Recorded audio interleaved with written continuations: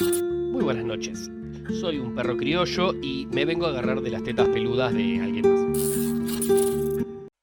Hoy vamos a hablar de una controversia chiquita pero interesante. No le vamos a sacar leña a MrBeast ni vamos a hablar del rubio, sino de mi furro favorito. Probablemente conozcan a Quetzal si están viendo esto. Para los 2 o 3 colgados que hayan llegado acá por casualidad, me refiero a un youtuber español muy interesante que empezó hablando de videojuegos y terminó haciendo un canal casi completamente dedicado a la filosofía del arte. Para aquellos que lo conozcan, notarán que mi aspecto es un vulgar derivado del suyo y de mucha peor calidad. Aclaremos, me gusta lo que hace Quetzal, bastante.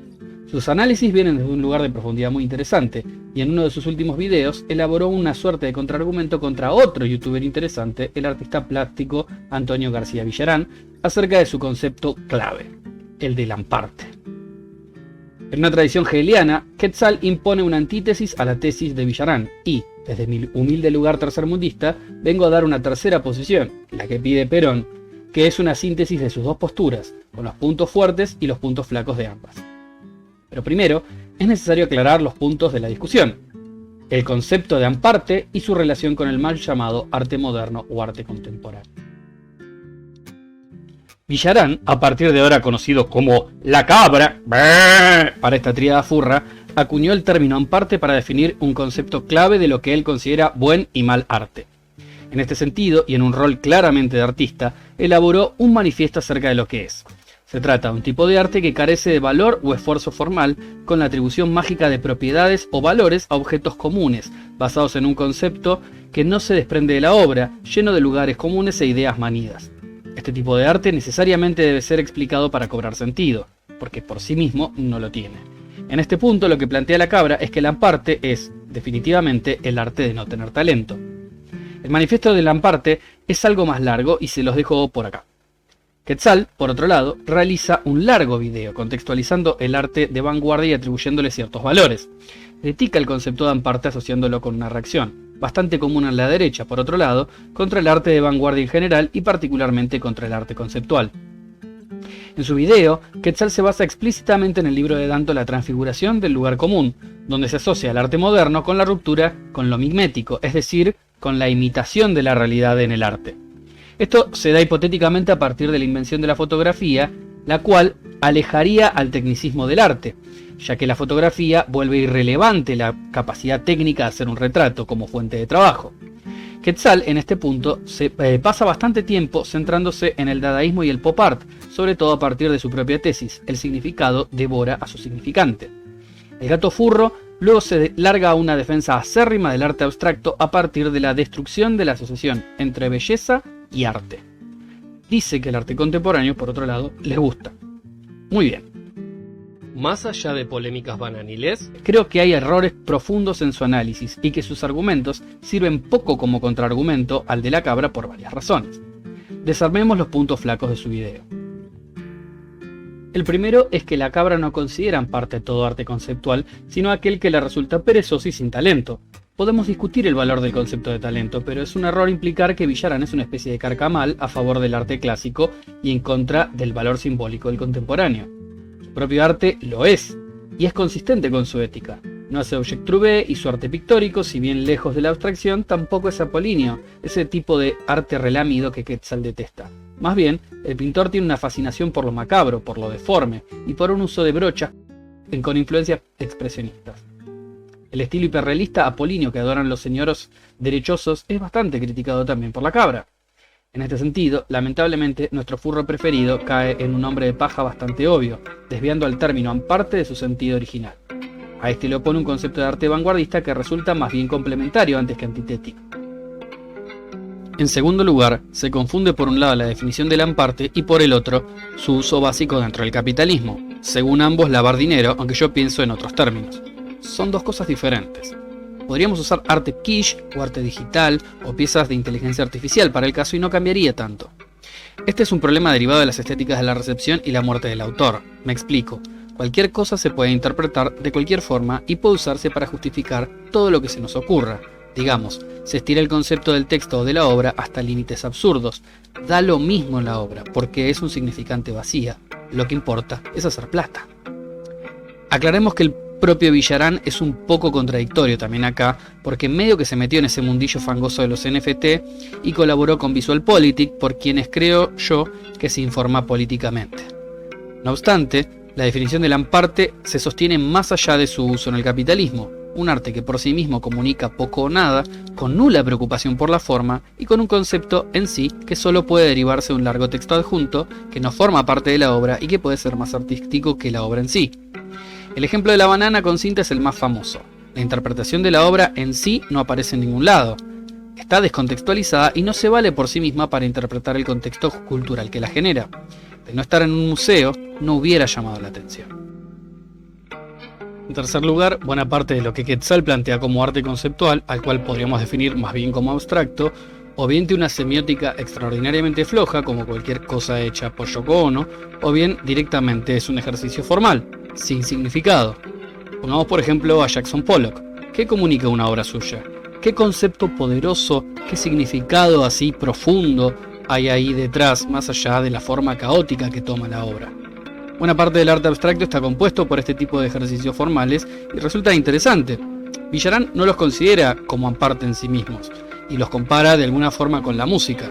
La música es en sí misma un arte abstracto, aunque a veces pueda tener un significado adjudicado por la letra. En este caso, donde el arte es pura forma, iríamos directamente en contra de la idea del significado que se impone al significante. Acá, el punto de Danto está bastante contradicho por este tipo de arte conceptual. Vistos estos tres puntos, estoy más con la cabra que con el gato, aunque no del todo. En definitiva, el arte como texto simbólico no puede ser comprendido sin que estén todos los elementos disponibles. En este punto, me parece que está bueno referirse al esquema de la comunicación de Jacobson, ese que se ve en la secundaria, y plantear que el arte tiende a ser considerado como la función estética que se deriva de un acto de comunicación.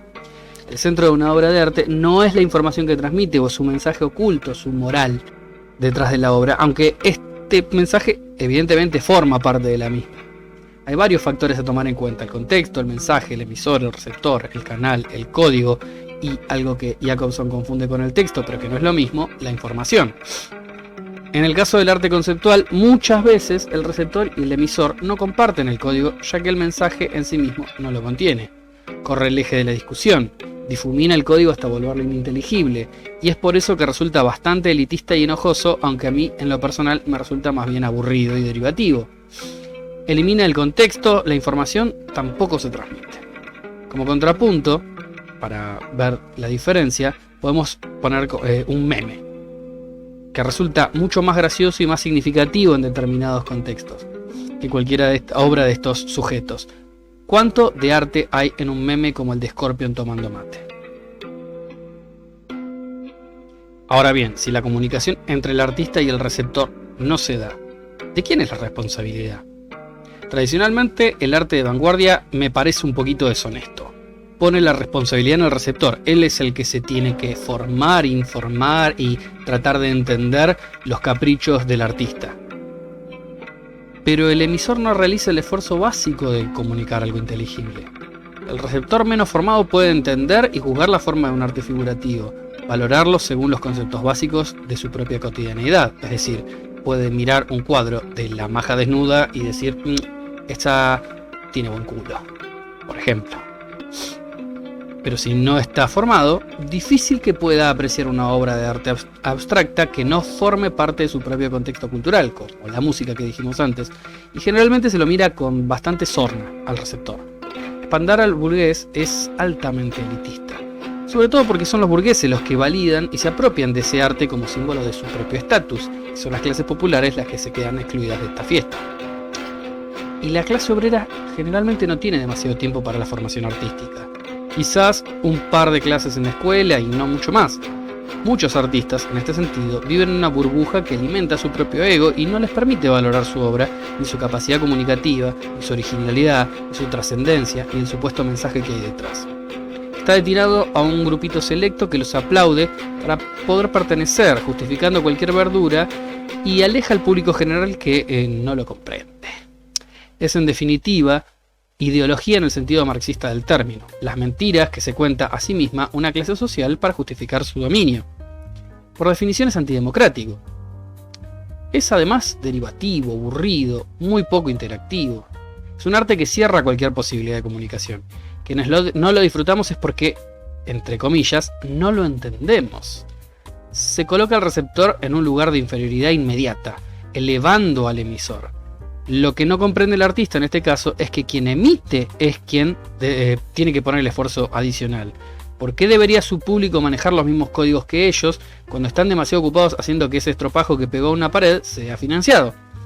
El artista tampoco entiende el contexto cultural que lo sostiene económicamente, ya que es incapaz de hacer algo que sea fácil de interpretar.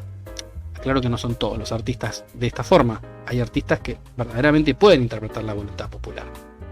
Entiendo por dónde viene Quetzal. Él está en su trinchera de la guerra cultural, oponiéndose a una derecha que es cada vez más poderosa, y a su discurso que aprovecha un lugar común de la cultura, que es el de la desaparición de la cultura occidental y su degeneración por el arte contemporáneo, y sin embargo, aunque apoye dicha postura, está equivocado. No está contraargumentando a la hipótesis de Villarán, fundamentalmente porque no la considera siquiera. Arma un conveniente hombre de paja de la misma y la tira a la tribuna. Otra gente que está en la misma vereda, le da una cómoda clase media europea, que quizá está estudiando arte y que puede ir a París a ver las obras y ponerse en ese modo de vida bohemia. Gente que tiene tiempo e interés en investigar sobre arte y herramientas para hacerlo. Gente que, entre comillas, lo entiende. Aspiracionales, digámoslo así. Pero esto no hace más que darle armas a una derecha conservadora que asocia el arte choto con la izquierda, y así lo muestra a las masas. Y tiene mucho éxito. Las masas decididamente se quedan con una estética que apele más a ellos, que tenga algo más en común con ellas. Las consecuencias de esto son bastante obvias. El arte destinado a las masas es, desde entonces, controlado por una industria cultural avasalladora, mientras que los elegidos pueden disfrutar de una alta cultura. De paso, desfinanciamos y ponemos en vereda a cualquier persona que quiera hacer arte porque son vagos. La masa generalizada tiende a pensar que algo tan crítico para una cultura como es el arte es una pérdida de tiempo y un refugio para los que no quieren laburar. Y en alguna medida tienen razón. El arte, renunciando al significante y refugiándose en torres de cristal, renuncia también a su poder transformador y a su poder comunicativo. Pierde su capacidad de resultar significativo para la comunidad, más allá de una pequeña élite que los aplaude. Es decir, ¿dónde está el significado profundo? ¿Qué es lo que tiene efecto? Si el artista solamente se ríe de aquellos pobres que no lo entienden, ¿es popular? ¿Está a favor de una transformación o está solamente refugiándose en su propio ego? Digamos que si el arte sigue funcionando en estos términos elitistas, esto resulta el campo perfecto para que la derecha pueda ajustar en arte cuanto quiera y no financiarlo, que se aleje a las clases populares de cualquier capacidad transformativa, efectivamente anulando cualquier voz disidente y provocativa que pueda surgir. Muchas gracias.